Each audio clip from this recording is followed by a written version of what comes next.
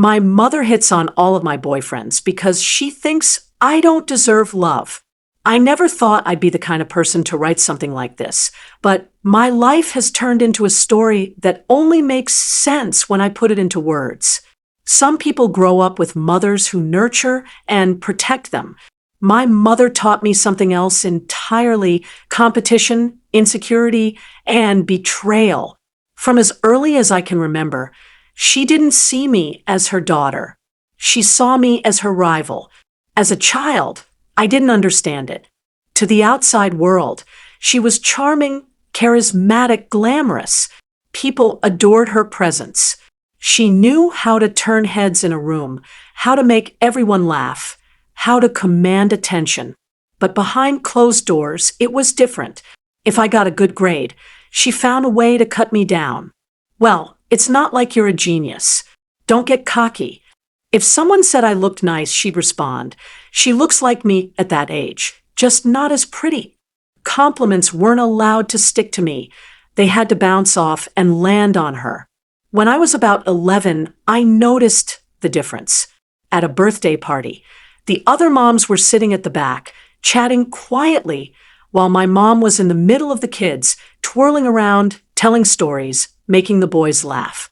My friends whispered to me, "Your mom acts like she's one of us."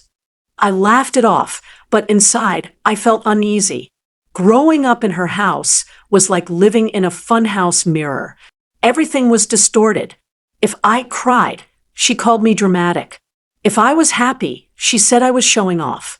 If I wanted attention, she called me needy. But if she wanted attention, the world had to stop and give it to her. Compliments given to me were always hijacked. Once, after I sang at a school talent show, a teacher told me I had a lovely voice. Before I could even say thank you, my mom laughed and said, "She gets it from me. I used to sing so much better at her age." The moment wasn't mine anymore. It belonged to her. The deepest wounds came later when I started dating. My mother didn't just sabotage my love life. She turned it into her battlefield. I was 15 when I had my first boyfriend, Daniel. He was kind, funny, the kind of boy who made me feel seen for the first time. When he came over, I was nervous, wanting everything to go perfectly. Before he arrived, my mom looked me up and down and smirked. "Trying too hard, aren't we?" "Don't worry, honey. Boys always fall for me anyway. Maybe he'll like you too." I thought she was teasing, but when Daniel arrived, she turned on her charm. She laughed at all his jokes, leaned against the counter, touched his arm. At dinner she said, "You're so handsome. You must have all the girls after you. Don't let my daughter keep you tied down." She laughed like it was a joke. He laughed nervously. I felt humiliated. That night, I cried myself to sleep. That was only the beginning. As I grew older, the pattern became clearer. Every boyfriend became her target.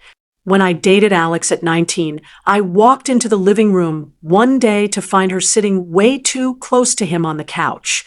She laughed, touched her neck, and said, "You're such a gentleman. You remind me of the men I used to date." When I confronted her, she shrugged. "Relax. I was just being nice.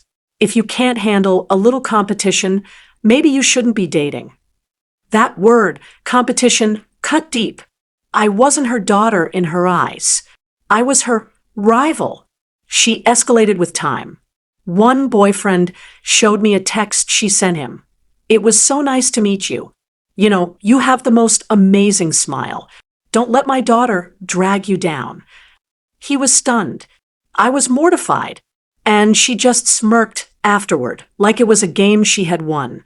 Each new relationship carried paranoia for me. Every laugh, every glance, every compliment made me wonder if he was secretly falling under her spell.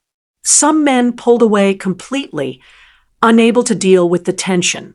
Others tried to reassure me, but I hated that they were even exposed to her manipulation at all.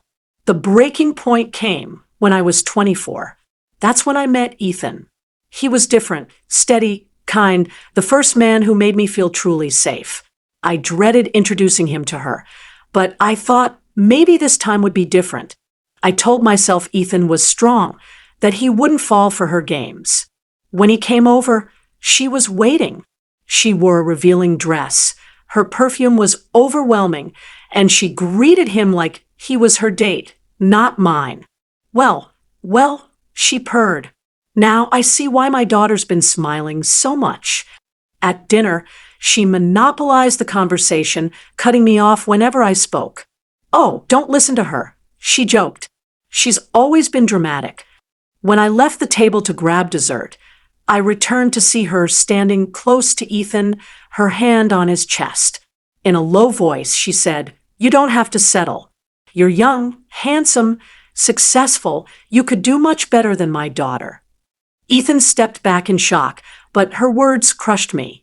That night, I confronted her. My voice was shaking, but I told her she was cruel, manipulative, that she had ruined my relationships. She didn't deny it. She laughed. "Yes, I said it. Because it's true. You've never deserved the men you date. They only look at you because you're young. Once they meet me, they see the real prize." I realized then that she wasn't flirting by accident. This was deliberate. This was her mission, to prove I didn't deserve love. I vowed that night she would never meet anyone I dated again. But the damage lingered. Her words echoed in my mind for years. Whenever Ethan told me I was beautiful, I questioned it. Did he really mean it, or was he just being kind? Would he secretly prefer someone else? Whenever anyone showed me kindness, I wondered how long it would last before they found someone better. She had planted a belief deep inside me that love was conditional, fragile, something that could be stolen. Worst of all, a part of me believed her. I sabotaged relationships before she could. If someone got too close, I pulled away, afraid they would eventually confirm her words. It wasn't until I stumbled across an article about narcissistic mothers that I realized I wasn't alone. The article described everything I had lived through: the competition, the manipulation, the cruelty. For the first time, I saw the truth. It wasn't me. It was her. Knowing that didn't erase the scars, but it gave me language for my pain. I began therapy, and I learned that my mother's behavior wasn't love at all. It was control, envy, and projection. She didn't want my boyfriends. She wanted the power of knowing she could take them. That was her sick victory. But therapy also taught me that her actions didn't define me. Her voice wasn't my truth. It was poison. I started setting boundaries. At first, it was terrifying. I stopped telling her about my relationships. If she asked, I brushed it off. When she pressed harder, I said, "I'm not discussing that with you." She called me ungrateful, secretive, disrespectful. She tried guilt. "After everything I've done for you, this is how you treat me?" But I held firm. I went low contact. Fewer calls, shorter visits, more distance. Each step was painful, but each step also freed me. Ethan stood by me through it all. He reminded me that boundaries weren't punishment, they were protection. Slowly, I began to heal. I celebrated small victories. The first time I introduced Ethan to my friends without fear. The first time I accepted a compliment without brushing it off. The first time I looked in the mirror and thought, I am enough. The scars are still there. Sometimes I hear her voice in my head, whispering that I'll never measure up. But now I recognize that voice for what it is. Hers, not mine. She may have tried to break me, but she didn't win. I no longer let her near my relationships. Ethan and I are still together.